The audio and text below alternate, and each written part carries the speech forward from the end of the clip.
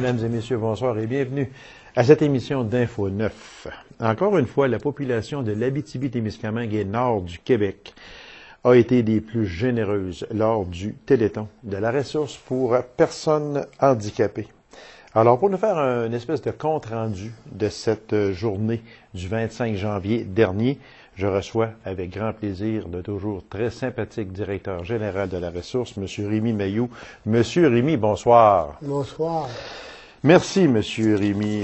Vous êtes une personne toujours très disponible. Puis, moi, il y a une chose, M.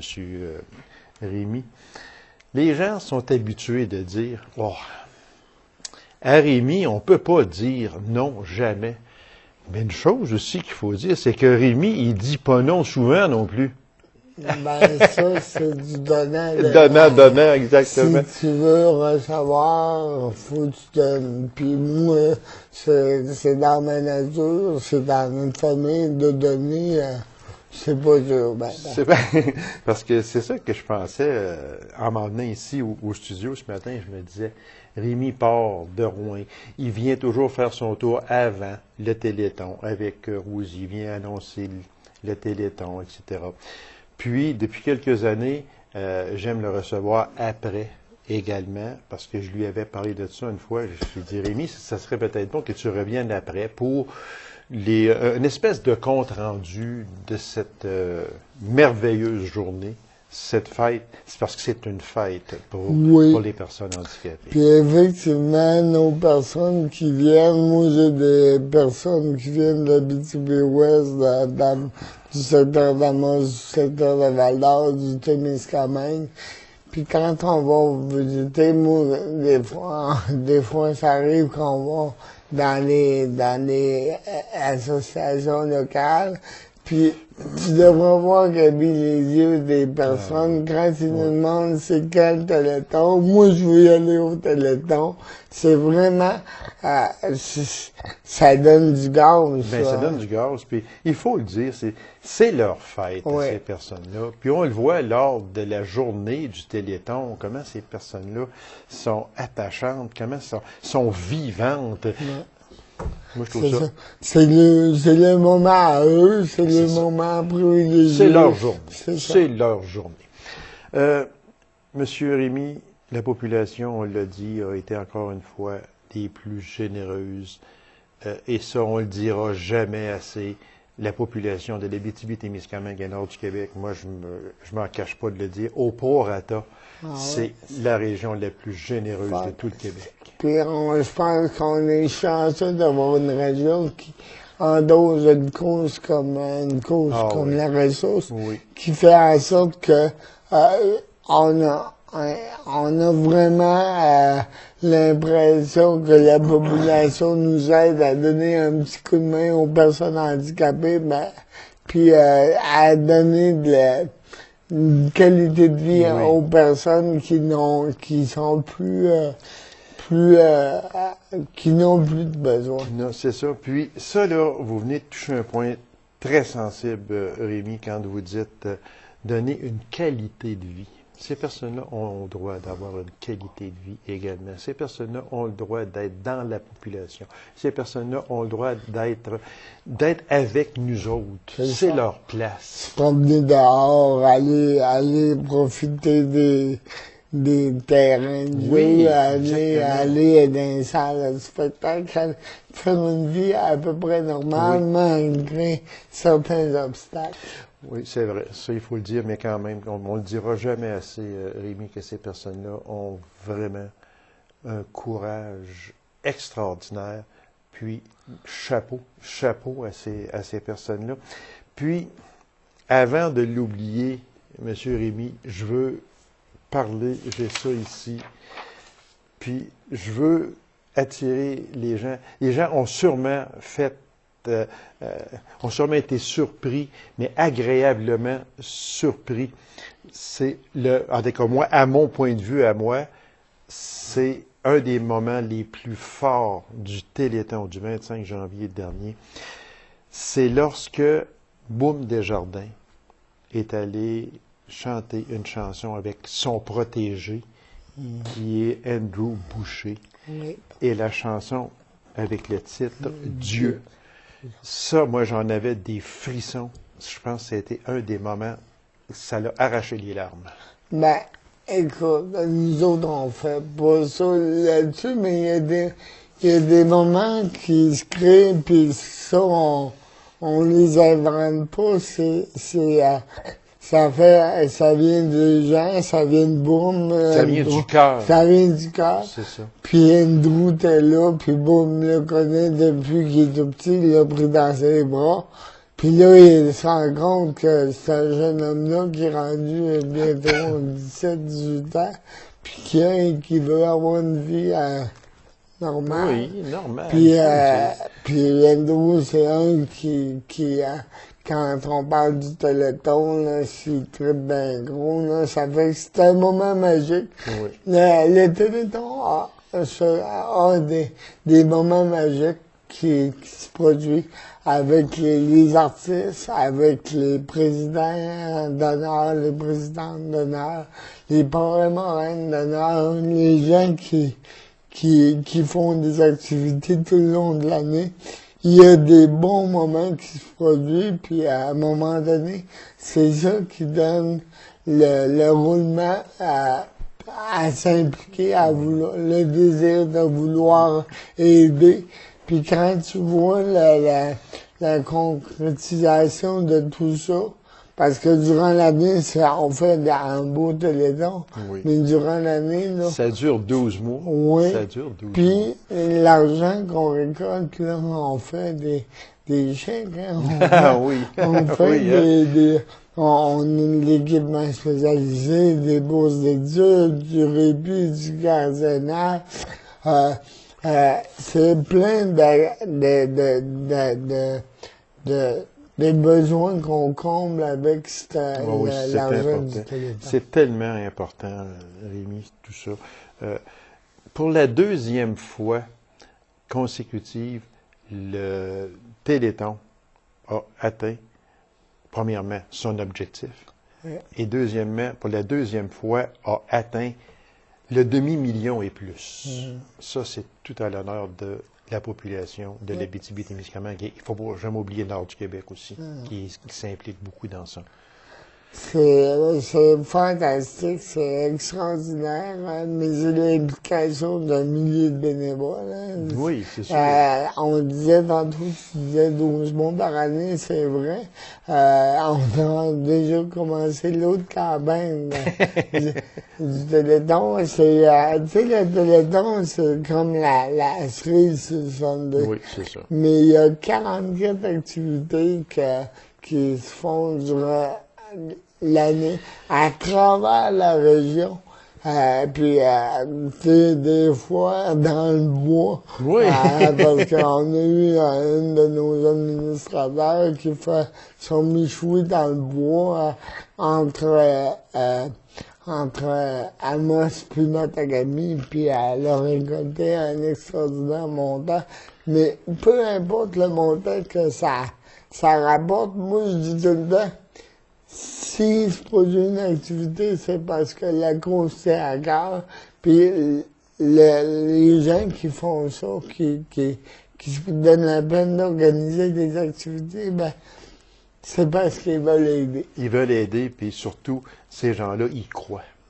Ils croient beaucoup parce que pour faire tout ça, une quarantaine d'activités, il faut y croire. Puis puis c'est fait avec cœur aussi, c'est ça qu'il faut dire. Tout à fait. Monsieur Rémi, 503 454 amassés lors de ce 18e Téléthon de la ressource le 25 janvier dernier.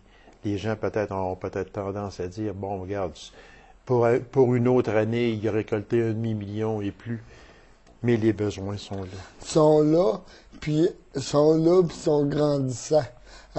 Le demi-million, les gens, ils trouvent ça assez gros, puis effectivement, on ne dira jamais assez, c'est extraordinaire. Il ne faut pas oublier de dire aux gens qu'on a 1900 membres. Ouais. À 1900 membres, si on fait un calcul rapide, ça fait un bon montant à chaque membre, mais il en manque encore. C'est pas, on fait du bien avec ça, c'est indéniable. C'est ça qui est Puis, important. moi, je veux dire aux gens aussi que tu sais, j'entends ça, ils vont atteindre le montant pareil. Il y a chaque téléthon, et à chaque campagne de financement, rien n'est gagné. Il n'y a rien qu'on considère comme un acquis. Puis, c'est un travail de longue haleine, puis jusqu'au dernier moment. Ça me fait penser à une game de hockey. J'ai jamais joué au hockey, mais la partie n'est pas fouille. Tant que la sirène n'est pas criée, hein, on le sait jamais. Effectivement. On dit que le Téléthon est un incontournable pour la ressource, et ça, on le dit, c'est vrai aussi. 35% du financement d'un organisme qui compte 1900 membres. C'est 35% du financement. Oui, parce que la ressource, l'organisme, la ressource, c'est que l'Agence de la santé nous confie d'autres mandats, qui est le mandat d'offrir des équipements spécialisés, le programme d'oxygénothérapie, ventilothérapie. On est le service régional d'interprétariat qu'on travaille fort cette année pour repartir. La ressource, c'est le conseil d'administration, ils ont voulu créer une ressource très diversifiée, puis pouvant répondre à une panoplie de besoins. Pour pas que les personnes non plus y aillent cogner à 28 portes. Mais quand en Abitibi-Témiscamingue, nord du Québec, quand ils cognent à la ressource, ils ont une offre de service assez extraordinaire. Voilà. Avec ça, Rémi, on dit que, bon, avec un tel montant, est-ce que ça répond à la totalité des demandes? C'est-à-dire pour le Téléthon? Oui. Non. C'est sûr qu'on pourrait avoir plus d'argent, puis on répond. Les demandes sont toujours. Sauf que c'est mieux que rien, pas tout. Parce que dans d'autres régions du Québec, ils n'ont pas le Téléthon. Ils n'ont pas un Téléthon comme nous. À part du Bas-Saint-Laurent, Gaspésie, les îles. Mais en Abitibi-Témiscamingue, on a le devoir, on sent le devoir d'aider nos gens, nos personnes qui sont à côté de nous autres. Et puis, c'est tout à l'honneur des Témiscabitibiens et des gens du nord du Québec. Une chose, Rémi, qu'il faut aussi bien préciser, puis remercier, parce que tout est fait bénévolement. Là. Il faut le dire, là, tout est fait bénévolement. Même les artistes invités, c'est bénévole. Puis moi, j'aimerais ça, en votre nom, Rémi, remercier tous les artistes régionaux et nationaux qui ont déjà passé sur le plateau et qui ont passé cette année et qui passeront aussi dans les années futures. C'est indispensable. Ça, c'est vraiment un don inestimable parce que c'est des gens qui acceptent d'offrir le talent au profit des autres. Puis ça, c'est extraordinaire. Oui, puis quand on pense, entre autres, aux Belvédère seulement, qui viennent à chaque année, ils sont de Montréal, ils viennent à chaque année, ils ne chargent rien aussi. Tout à fait. Ça, il faut le dire, puis on le dira jamais assez. Ces personnes-là chargent absolument rien. Travail encore une fois gigantesque de notre animatrice Isabelle Harvey, toujours égale à elle-même. Elle a fait une job, là. Puis, puis aussi Rosie Paradis, aussi, qui a fait aussi un travail avec nos animateurs, les animateurs de plateau, anciens, les nouveaux. Exactement. Fait qu'avec tout ça, ce fut encore un 18e Téléthon qui va passer à l'histoire, ou presque. Puis déjà, mais Rémi et son équipe complète, c'est déjà amorcé pour le 19e Téléthon pour personnes handicapées. Monsieur Rémi, merci infiniment de vous être déplacé ce matin de Rouyn à Macamiec. Puis, continuez votre excellent travail. Les personnes handicapées ont besoin de vous. Ben merci. Puis tant que vous serez, tant que vous serez avec nous autres, tant que la population va être avec nous autres, on va être à la hauteur de la confiance que les jeunes nous témoignent. Monsieur Mailloux, merci infiniment, puis à une prochaine. Merci. C'est moi qui vous remercie. Courte pause, on va revenir immédiatement après. Restez avec nous.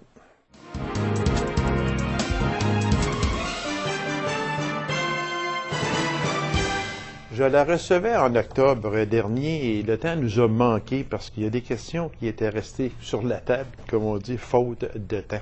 Alors, pour nous reparler de la ressourcerie Le Filon Vert, je reçois avec grand plaisir Mme Jacinthe Châteauvert. Mme Châteauvert, bonsoir. Bonsoir. Madame Châteauvert, le temps nous avait manqué l'autre jour. On avait beaucoup de choses à discuter. En fin de compte, là, on va un peu faire une suite à cette entrevue-là. Moi, j'aimerais ça savoir la différence qu'il y a entre un centre de valorisation des matières résiduelles qui s'appelle CVMR et la ressourcerie Le Filon Vert. C'est quoi la différence entre les deux? Bien, la différence, c'est que la ressourcerie Le Filon Vert, nous autres, on reçoit toutes les matières qui sont encore bonnes dans le but de les revendre à bas prix ou de les valoriser.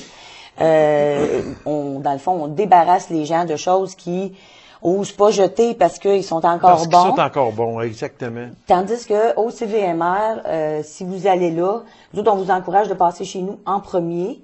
Parce qu'au CVMR, c'est au niveau de la finalité ultime d'un appareil. Si vous avez un appareil électronique qui fonctionne plus du tout, bien sûr, nous, on ne veut pas l'avoir. Mais là, on se rend au centre de valorisation des matières résiduelles. C'est au même endroit où est-ce qu'on met notre recyclage et où est-ce que nos poubelles sont transbordées. Là. OK. Fait que ça veut dire que vous donnez, ou vous pouvez donner une seconde vie à un appareil, autrement dit. On peut dire ça comme ça. Ça veut dire que, pour bien s'expliquer, là, on a un frigidaire, on a un poêle, il fonctionne, mais il y a des petits manques, et puis, on veut changer. Ne pas aller le porter au centre de valorisation des matières résiduelles. Passez chez vous avant. Oui, effectivement. Si vous avez des meubles, vous déménagez, vous avez le goût de changer vos meubles, vous en avez des usagers, s'ils sont encore bons, potables, ben oui, nous autres, on veut les avoir. S'ils fonctionnent effectivement, les appareils électroménagers, laveuse, sécheuse, réfrigérateur, poêle électrique, c'est des choses qu'on a beaucoup en demande. Les meubles en bois également, c'est beaucoup en demande. Okay. Fait qu'il y a plusieurs choses qui peuvent être valorisées. Puis quand on parle de bois, ben on peut prendre des choses des fois qu'on peut un peu réparer nous-mêmes, là, tu sais, dans ce sens-là. Okay. Fait que on vous invite vraiment de passer chez nous pour mener vos matières qui sont encore bonnes. Puis par la suite, si vous avez d'autres choses dans votre camion qui sont moins bonnes, ben là, par la suite, vous faites le trajet pour vous rendre au CVMR. C'est donc dire qu'à ce moment-là, disons qu'il était un divan, tiens, OK? On va prendre un divan. Bon, le divan, on veut le changer, il y a des petits manques, il est usé, etc. Allez passer chez vous avant. Vous autres, il se peut fort bien que vous ayez à le réparer, vous allez le faire, mais après, la seconde vie de ce divan-là, est-ce que c'est pour qui? Est-ce que c'est vendu? C'est quoi la deuxième vie de cet objet-là? Ben, la deuxième vie, dans le fond, c'est parce qu'on les met en vente à bas prix. Donc, ils sont rachetés par des personnes qui veulent mettre ça dans leur chalet, mais aussi des personnes qui sont à faible revenu. À faible revenu. Parce que c'est des appareils qui sont, ou des équipements qui sont usagés. Fait que donc, on met une valeur qui est sur les matières. Puis, bien sûr, on met les valeurs en fonction de pouvoir nous-mêmes survivre. Okay. On est une entreprise d'économie sociale, mais on a créé quand même 4 emplois. On a des infrastructures à entretenir. Exactement. Donc, on essaie de mettre une valeur qui est à bas prix, mais en même temps une juste valeur, parce qu'on sait très bien qu'il y a des petits trésors des fois qui peuvent arriver dans les ressourceries. Donc, on essaie de donner une valeur juste là, pour les vendre à un prix raisonnable, puis en même temps être capable de faire nos frais. Voilà, exactement. Si on va au début c'était en 2004, si ma mémoire est fidèle, que vous mettez sur la table le projet d'implanter une ressourcerie. Ça a vu le jour au mois de mai 2012. Comment est venu ce projet-là? Bien, dans le fond, le but, c'était vraiment de réduire l'enfouissement. Puis, on avait déjà commencé à donner des formations sur le compostage domestique et les citoyens nous demandaient « Ouais, mais y a-t-il une place que je pourrais aller mener ma vieille TV? Elle marche, là, mais c'est juste que moi, je n'ai acheté une plus grosse. » Ou, tu sais, fait qu'on disait « Ben, non, malheureusement, il n'y a pas vraiment d'endroit où ce que vous pouvez aller mener ça. » J'ai dit « Bon, oui, il y a des meubles usagés, mais... » Tu sais, ils peuvent pas tout prendre. Non. Même quand il y avait ce service-là de meubles usagés, c'est vraiment la quantité. Il faut avoir une superficie relativement grande parce que c'est surprenant la quantité de matière qu'on peut recevoir. Mais on veut quand même en recevoir parce que c'est le roulement qui nous permet, nous, de faire nos frais, là. Fait que tout ça, c'était discuté, si vous voulez, en 2004. Ça a pris quand même 7-8 ans. Puis la ressourcerie, à ce moment-là, a vu le jour. Effectivement. Ça a été long, mais il fallait bien réfléchir à notre projet. Puis c'était par des bénévoles à jus de bras, donc ça a pris un certain temps. Puis à un moment donné, on s'est plus structuré. Okay. On a formé un comité de travail avec des organismes du milieu. Puis on a mis les actions en place pour arriver à la réalisation là, du projet en 2012. Autrement dit, cette ressourcerie-là, si on résume bien, c'est une cueillette de matières résiduelles non récupérées par la cueillette sélective. Oui, effectivement. C'est des matières qui sont récupérées, par contre, par les encombrants au début du printemps, par les municipalités.